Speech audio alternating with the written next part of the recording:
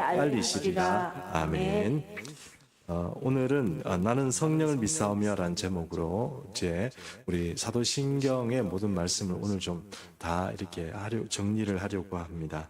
그래서 조금 속도를 내겠습니다. 그래서 다른 말씀은 안 드리고 바로 우리 교재를 보면서 이렇게 계속 진행하도록 하겠습니다. 여기 보니까 나는 성령을 믿으며 거룩한 공교회와 성도의 교제와 죄를 용서받는 것과 몸의 부활과 영생을 믿습니다. 이렇게 우리가 사도신경을 고백합니다. 이 마지막 부분들이죠. 이 부분에서 우리가 이제 이 마지막 부분들이 나오는 오늘 이야기들을 조금 짚어보고 중요한 포인트들을 짚어보고 그렇게 넘어가도록 하겠습니다. 근데 여기 이제 라틴어 나와 있는 라틴어 제가 잠깐만 읽겠습니다. 앞에 것만. 그래도 in spiritum sanctum sanctam ecclesiam catholicem 여기까지만 읽겠습니다. 왜냐하면 나는 성령을 믿으며 거룩한 공교회와 이렇게 여기가 좀 중요합니다. 왜냐하면 여기가 나와 있는 게 일반적으로 우리가 알고 있는 것과 조금 틀리기 때문에 이제 라틴어를 잠깐 한번 읽어봤습니다. 영어로 읽어볼게요. 영어로 밑에 나와 있습니다. I believe in the Holy Spirit, the Holy Universal Church 돼 있죠. 유니버셜 되어 있습니다. 유니버셜이라는 게 뭔지 아시죠? 보편적인 뭐 이런 의미입니다. 그래서 오늘 우리 첫 번째 우리가 다룰 것은 나는 성령을 믿는다. 이 말을 좀 우선 우리가 좀 봤으면 좋겠는데요.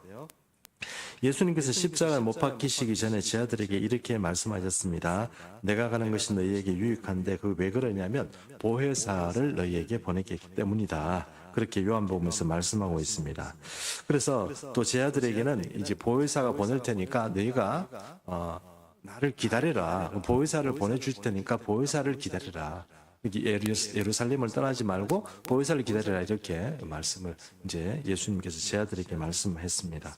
그리고 나서 이제 예수님이 승천하시고 나서 현장에 있던 한 500명 정도가 예수님이 승천할 때 같이 있었습니다. 그런데 예수님께서 기다리라고 했는데 500명이 다 기다린 게 아니고 이제 120명만 이제 예수님이 기다리라고 했던 그 성령을 기다린 거죠. 그래서 이제 그 승천 후에 한 10일 정도 지나서 이제 유대명절로 보면 오순절이 되는데 그때 이 성령께서 임하시고 성령께서 역사하시게 됩니다. 그때 한 120명 정도가 있었습니다. 바람이 급한 바람, 강한 바람처럼 바람이 막 굉장히 강하게 막 우리 태풍이 날 때 부는 바람 있지 않습니까? 그처럼 불고 또 불의 혀처럼 강렬하게 그렇게 임했다. 뭐 이렇게 말씀하고 있습니다. 이것이 이제 성령의 시대를 여는 어떤 그런 출발점, 오순절이 되었습니다. 그리고 나서 지금까지 어떤 성령의 역사는 계속되고 있습니다. 오늘도 우리는 성령을 믿고 성령 안에서 살아갑니다. 특별히 성령의 역사를 체험하기 제일 좋은 장소는 선교의 현장입니다. 선교의 현장에 가면 거기는 진짜로 하나님이 정말 살아서 움직이구나 하는 어떤 영적 전투의 어떤 그런 것들을 체험하게 됩니다. 그래서 선교 현장에 가서 이런 성령의 은혜를 체험하고 오는 분들이 많습니다. 그래서 여러분 우리 청년들이 있잖아요. 단기 선교 같은 거를 선교 현장 많이 보내지 않습니까? 많이 보내는데 거기 가서 이렇게 활동하고 선교를 하려고 하다 보면 머리도 아프고 병도 나고 온갖 일이 다 생깁니다. 근데 그걸 또 이상하게 또 그 선교사님이 기도해주고 그러면 낫기도 하고 이상한 일이 많이 생기죠. 왜 그렇습니까? 거기에는 영적인 전투가 많이 벌어지기 때문에 거기 가면 이제 성령의 어떤 역사 같은 것들을 많이 체험하게 되는 것입니다. 보혜사라는 그 말은 헬라어로 보면 파라클레토스라고 그렇게 한다는 것을 여러분 잘 아실 것입니다. 그 의미는 옆에서 돕는 자 혹은 변호자, 우리로 법정에서 말하는 변호사 이런 의미로 사용할 수 있겠죠. 또 조언자, 카운셀러 이런 어떤 필요하면 좀 이렇게 카운셀링 해주는 이 성경에서는 이사야서는 그것을 모략한다 이렇게 얘기해요. 모략이라는 것은 우리는 모략이라는 것은 서로 입을 맞춰서 나쁜 짓을 어떤 도모한다 이런 의미로 생각하지만 성경이 말하는 그 모략은 그런 의미가 아니고요. 그것은 우리가 상담한다 이런 의미가 있습니다. 그리고 조언해준다 이런 의미로서 이 모략이라는 말을 쓰게 되는데 성령님은 바로 그런 분이라 하는 것입니다.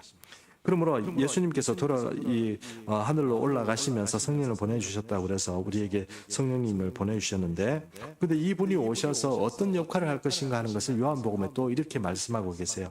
오늘 우리가 본문을 읽었는데 제가 한번 다시 읽어보겠습니다. 요한복음 16장 8절, 윤지은 사모님.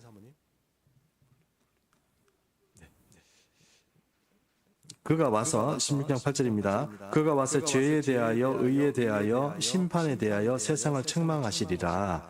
죄에 대하여라 함은 그들이 나를 믿지 아니하며 의에 대하여라 함은 내가 아버지께로 가니 너희가 나를 다시 보지 못하며 심판에 대하여라 함은 이 세상 임금이 심판을 받았습니다. 이렇게 되어 있습니다.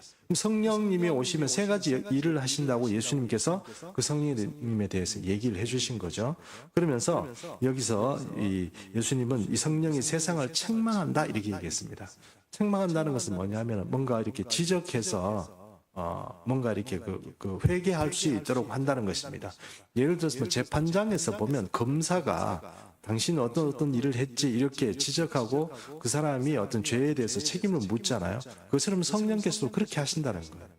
그것이 이제 세상을 책망한다는 말인데, 어쨌든 이 예수님의 말에 따르면 성령님이 오시면 이 세상에서 세 가지 일을 하신다 했습니다. 그 첫 번째는 뭐냐면 성령님은 우리로 하여금 죄를 깨닫게 하고 회개하게 한다 하는 것입니다.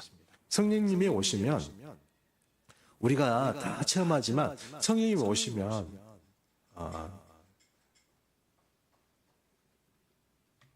회개를 하게 됩니다. 회개하게 돼 있어요. 근데 왜 그러냐면 지금까지 내가 다른 사람을 손가락질하고 다른 사람을 이렇게 욕하던 사람이 신성령을 이렇게 체험하고 나면 어떻게 됩니까? 내가 나쁜 놈이었구나 이런 게 됩니다. 그게 참 성령이 오셔야 이게 사람이 자기가 자신이 누군지를 좀 깨닫게 됩니다.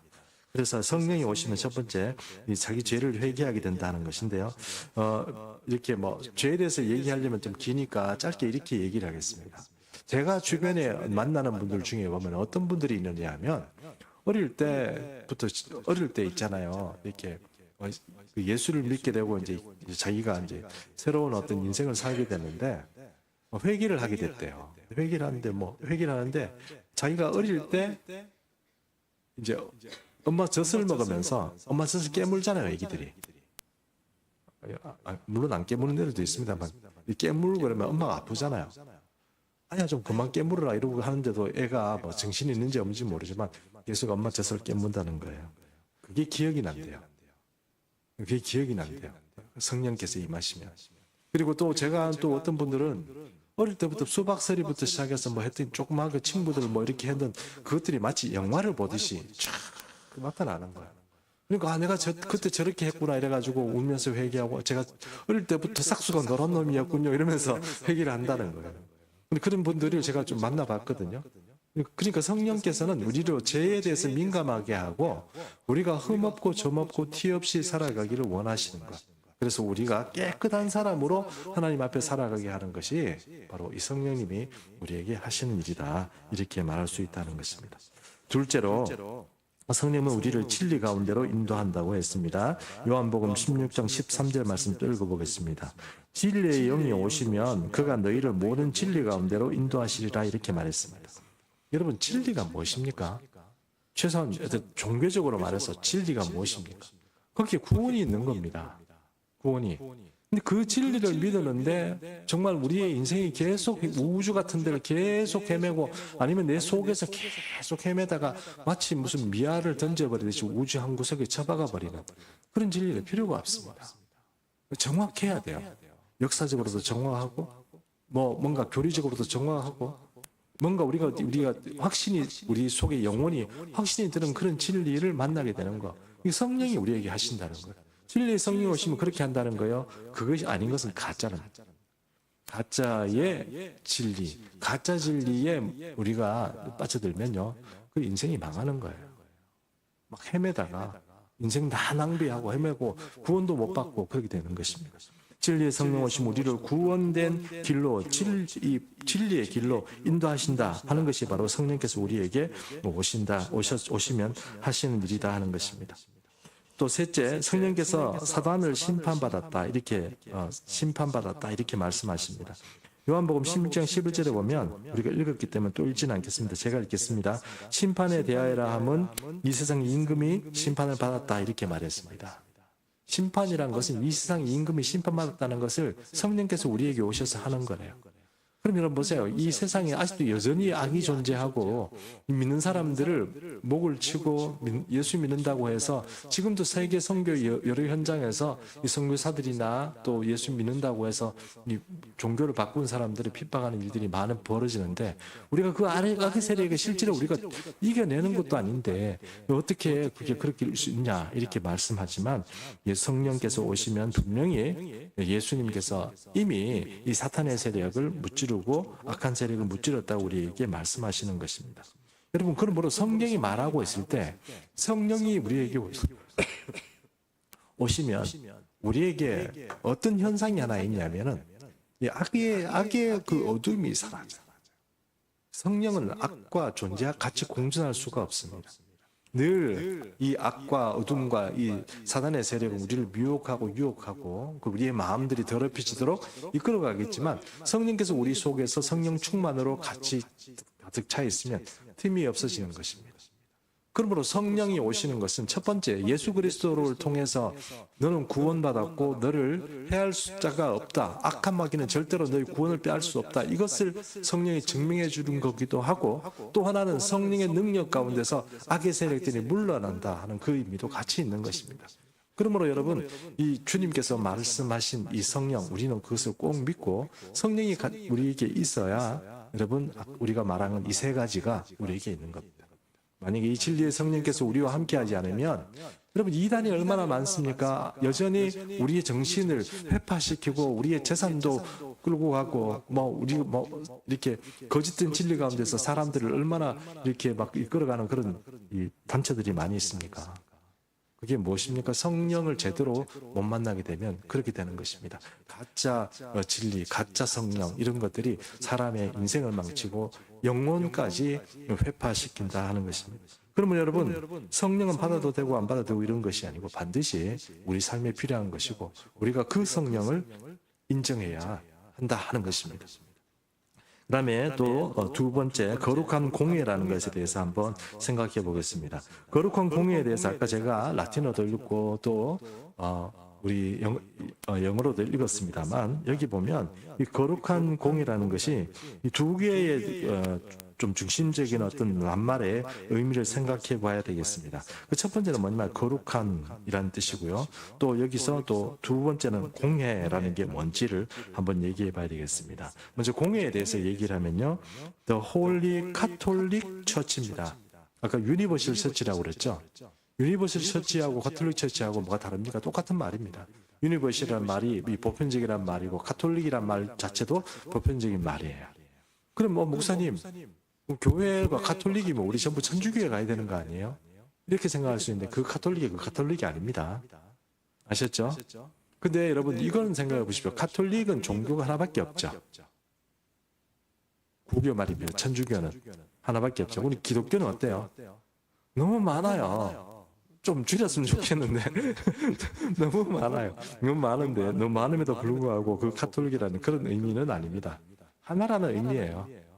보편적인 우주적인 그러니까 교회는 우주적인 어떤 그런 그 기원을 가지고 있다는 뜻이에요. 그게 어떤 의미냐면 예수님께서 이 교회를 우리에게 주셨다는 거예요. 근본적으로 출발부터 시작해서 이 성격 자체가 온갖 다양성과 이런 것들을 가지고 있지만 그것은 근본적으로 예수님이 우리에게 주신 것이고 예수님이 세우신 거다. 그런 의미로서 우리가 이 공이란 말을 이해해야 한다는 것입니다.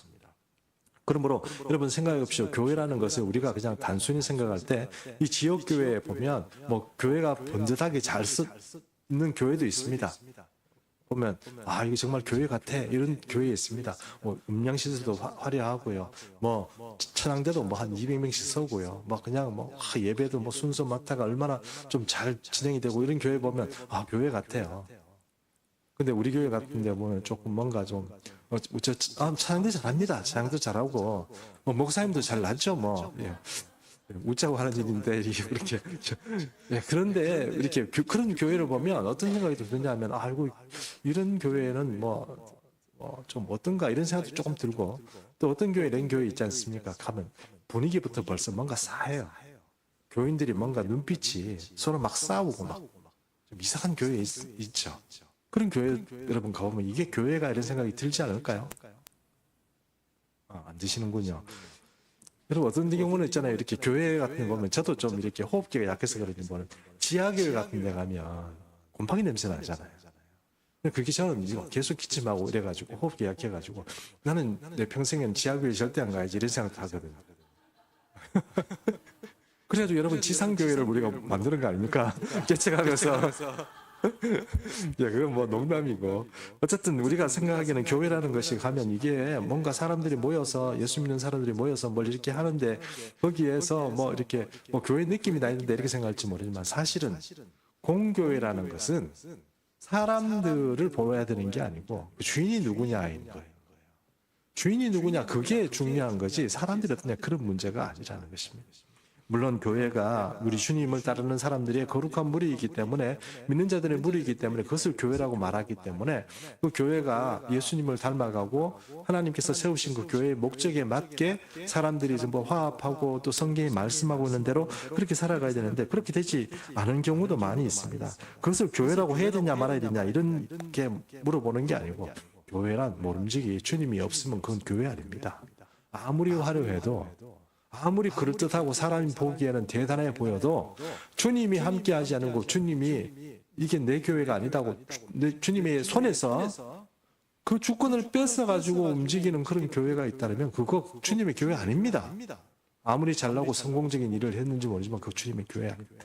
개척교회도 마찬가지고 큰 교회도 마찬가지고 곰팡이 냄새 나는 그런 지하교회도 마찬가지고 주님이 계시는 교회면 그것이 주님의 교회이지만 주님이 계시지 않는 교회라면 그것은 공회가 아닙니다. 공회. 그러니까 하나님께서 말씀하신 주님이 세우시고 주님이 운영하시고 주님이 주인으로 있는 그런 교회가 아니라 하는 것입니다. 교회 얘기를 잠깐 이렇게 하다 보니까 저 얘기를 하나 했으면 좋겠습니다. 제가 옛날에 다녔던 교회에 술 드신 분이 교회를 와가지고 기도하겠다고 그런 거예요.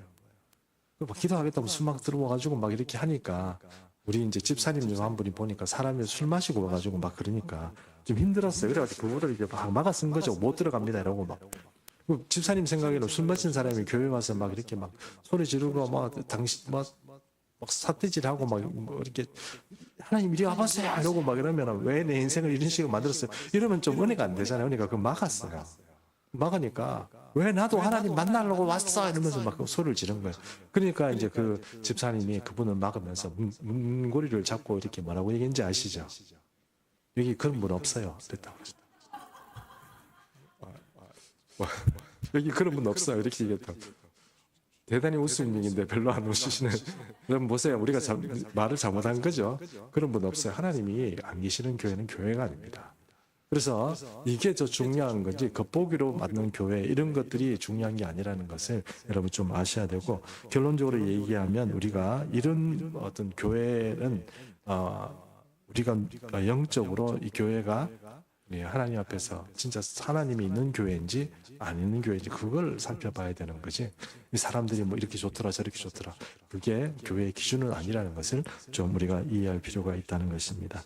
그 교회 그런 하나 살아있는 교회는 우주의 교회와 연결된 교회고 그 우주와 연결된 교회는 주님과 연결된 교회입니다.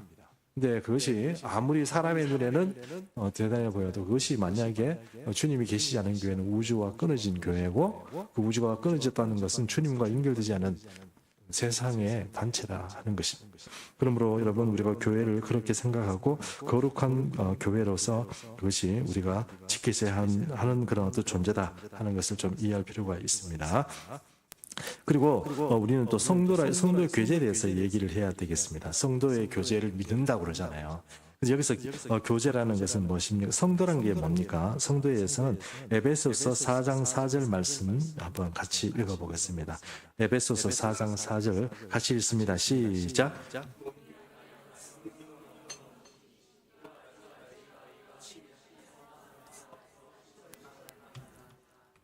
그렇습니다. 예수님이 나의 주, 나의 하나님, 예수님을 나의 주, 나의 하나님으로 믿고 고백하며 같은 소망 안에서 하나님의 자녀로 부르심을 받은 자, 그 사람들을 성도라고 할 수 있습니다. 근데 우리가 성도라고 얘기하면 우리가 여기 다 성도라고 다 앉아 있지만 사실 세 가지 정도의 부류가 있다 생각하셔야 됩니다. 그 세 가지 부류는 첫 번째는요, 교인입니다.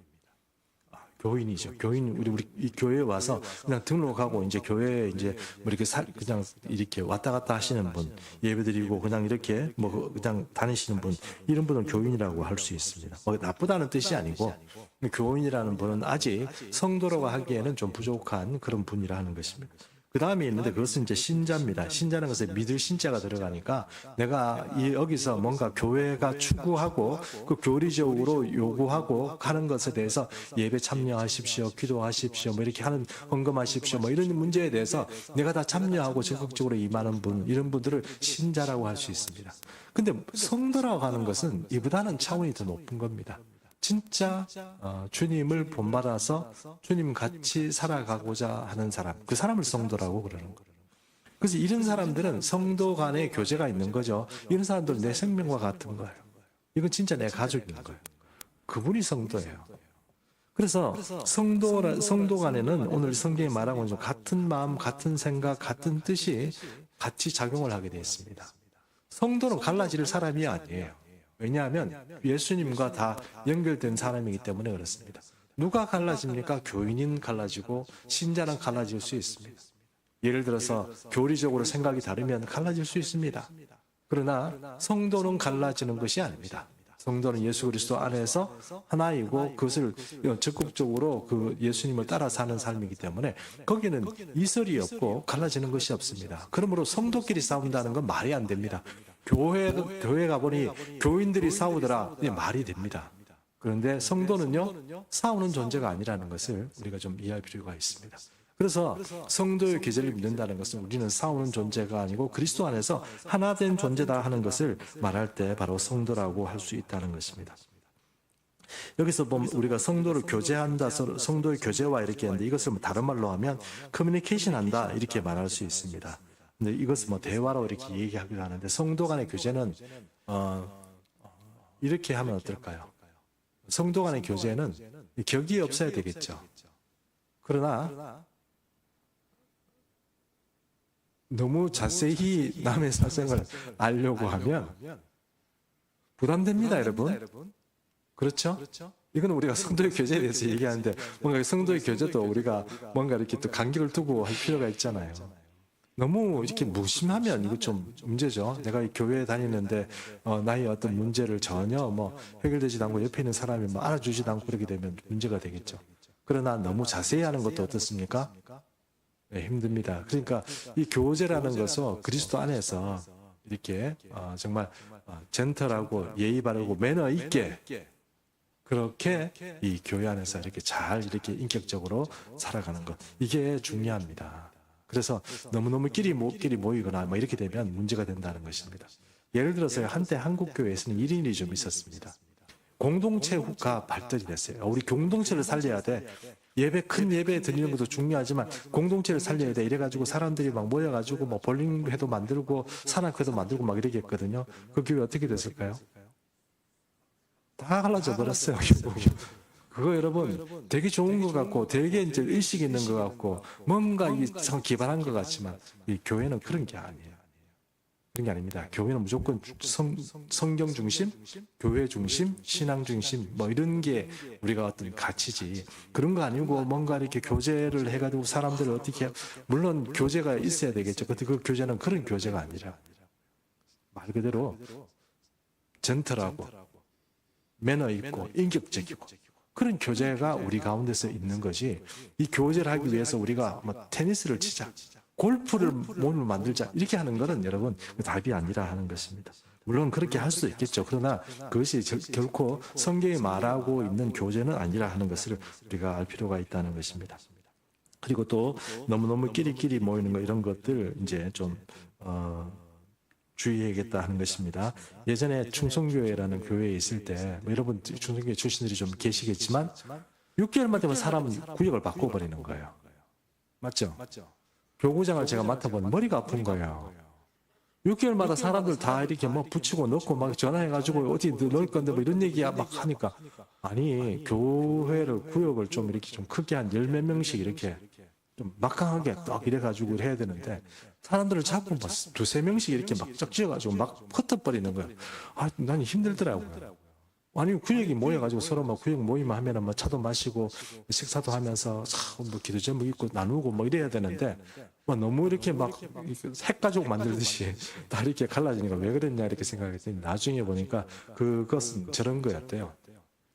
끼리끼리 모이는 것을 방지하기 위해서 그렇다고 그렇게 했다고 그러더라고요. 여러분, 교회 다니다 보면 내 마음에 맞는 사람하고만 지낼 수도 있어요. 제가 분명히 부탁드리지만 내 편 만들면 안 됩니다. 아셨죠? 성도는 내 편이 아니에요. 주님 편이지. 목사 편도 만들면 안 됩니다. 제가 분명히 말씀드리지만, 저한테 목사 편은 안 되라고 해가지고 저한테 뭐 함부로 하고 이런 의미는 우리 중에는 아무도 없어요.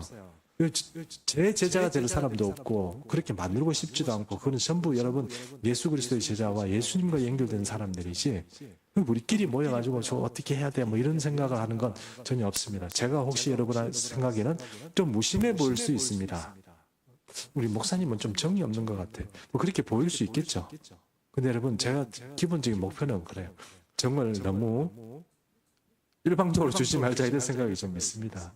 그렇게 이해해 주시고, 이렇게 너무 끼리끼리 막 이렇게 서로 챙기는 그런 것들은 하지 마시고, 그리스도 안에서 넓게 이렇게 좀 사귀는 그런 어떤 지혜가 있었으면 좋겠습니다. 빌립보서 2장 2절에서 4절입니다. 한번 제가 읽어보겠습니다. 마음을 같이하여 같은 사랑을 가지고 뜻을 합하여 한 마음을 품어 아무 일에든지 다툼이나 허영으로 하지 말고 오직 겸손한 마음으로 각각 자기보다 남을 낫게 여기고 각각 자기 일을 돌볼 뿐 아니라 또한 각각 다른 사람의 일을 돌보아 나의 기쁨을 충만하게 하라. 이렇게 하나님 기쁘고 또 이렇게 일을 같이 하는 모든 이 지도자들도 기쁘고 이렇게 하는 것은 바로 빌립보의 말씀처럼 그렇게 살아간다는 것입니다. 자, 그 다음에 세상에 이렇게 시간이 빨리 갈 줄 몰랐습니다. 예, 큰일 났네요. 다음 주에 다시 해야 될 수도 있습니다.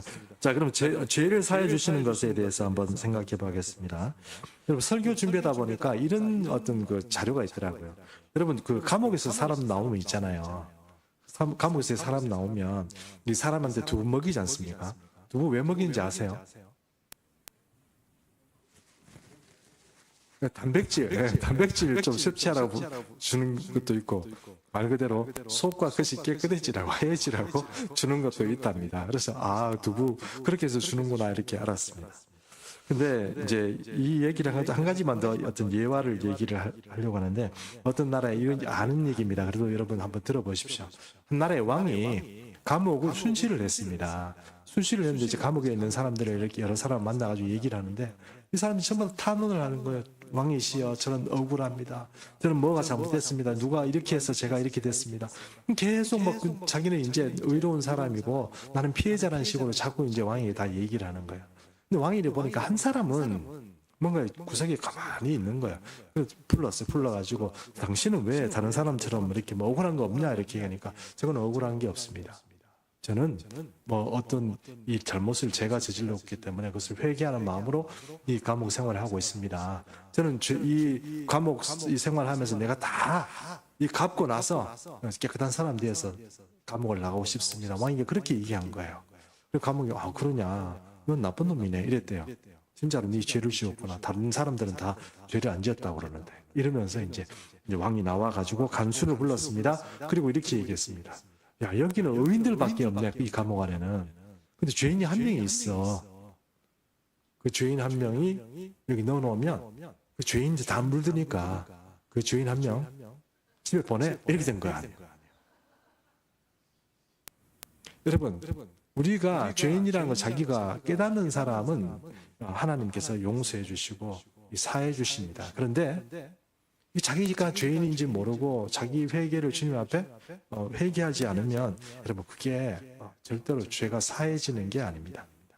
아까 말씀드린 것처럼 우리는 죄인지도 모르고 짓는 죄들이 많이 있습니다. 그러나 하나님이 보시기에는 그런 것들이 죄라고 지적하는 일도 많이 있는 것입니다. 그래서 오늘 이 왕이 그 죄인을 석방한 것처럼 우리가 죄를 없이 하는 이 일에는 주님 앞에 우리 죄를 고백해야 되는데, 내가 죄인입니다 이거 고백해야 되는데 우리가 그렇게 하지 않은 것입니다. 세상에 살아가면서 내가 뭐 그렇게 대단한 죄인이야, 내가 뭘 그렇게 큰 죄를 지었다고 그래, 이렇게 생각할지 모르지만 여러분 차분히 자기 자신의 어릴 때부터 다시 한번 기억해 보십시오. 내가 얼마나 나쁜 놈이야. 잠이 안 옵니다. 제가 나중에 정말 이런 말씀드려서 부끄럽지만 세상에 정말 여러분 저 한번 보십시오. 저 나쁜 사람 좀 챙겼습니까? 근데요, 제가 제 자신을 돌아보니까 진짜로 재수 없는 놈이었네 하는 생각이 많이 들었어요. 야, 예수 믿고 교회 다닌다는 놈이었는데 저렇게 재수 없는, 세상 사람들이 볼 때 저렇게 재수 없는, 삭수 없는 그런 젊은 시절을 살고 그렇게 살았구나 하는 걸 얼마나 후회가 되는지 몰라요. 그래서 여러분 제가 이렇게 그 젊은 청년들 보거나 아니면 젊은 집사님들 볼 때, 야, 저렇게 살면 진짜로 후회할 텐데 그런 생각이 많이 드는데도 아직 여전히 모르고 그렇게 살아요. 좀 솔직히 속도 많이 상해요. 그런 분들 만날 때마다. 여러분, 우리가 죄인이라는 것을 주님 앞에 고백해야 합니다. 그러면 주님이 죄를 사해 주시는데, 그것이 그냥 내가 별로 죄인이 아니라는 그런 마음 가지고 살면서 입만 내가 회개합니다 이렇게 해가지고는 여러분, 주님도 우리 마음을 살피시는 분인데 모르시겠습니까? 죄가 주님 앞에 완전히 고백이 되고 완전히 사함을 받으면 그 인생 완전히 싹 바뀝니다. 우리가 이 완전한 삶을 위해서 나가면서 이 과정 가운데서 우리가 죄를 고백해야 된다 하는 것을 아셔야 할 것 같습니다. 한 가지만 성경 말씀 보고 말씀 정리하겠습니다. 미가서 7장 18절에서 19절 말씀입니다. 제가 읽어보겠습니다. 주와 같은 신이 어디 있으리까? 주께서는 죄악을 사유하시며 그 기업에 남은 자의 허물을 넘기시며 인애를 기뻐하심으로 노를 항상 품지 아니하시나이다. 다시 우리를 긍휼히 여기셔서 우리의 죄악을 발로 밟으시고 우리의 모든 죄를 깊은 바다에 던지시리이다. 하나님은 이런 분이십니다. 그러므로 여러분, 우리 자신을 잘 살펴보고 내가 문제가 해결되지 않은 문제가 있으면 여러분의 죄를 주님 앞에 고백해 보십시오. 그 죄가 혹시 하나님 앞으로 가는 그런 어떤 문제를 얽어매는 그런 문제일 수도 있습니다. 그것을 주님 앞에 고백하시고 해결을 받으셔야 합니다. 그것이 바로 사도신경이 우리에게 주는 지혜입니다. 죄를 주님 앞에 고백하고 해결해라 하는 것, 그것을 여러분 우리가 죄를 사하여 주심을 믿는다 하는 그런 표현 가운데 있는 것입니다. 오늘 여기까지 하겠습니다. 우리 다 일어나셔서 결단 찬송 부르겠습니다.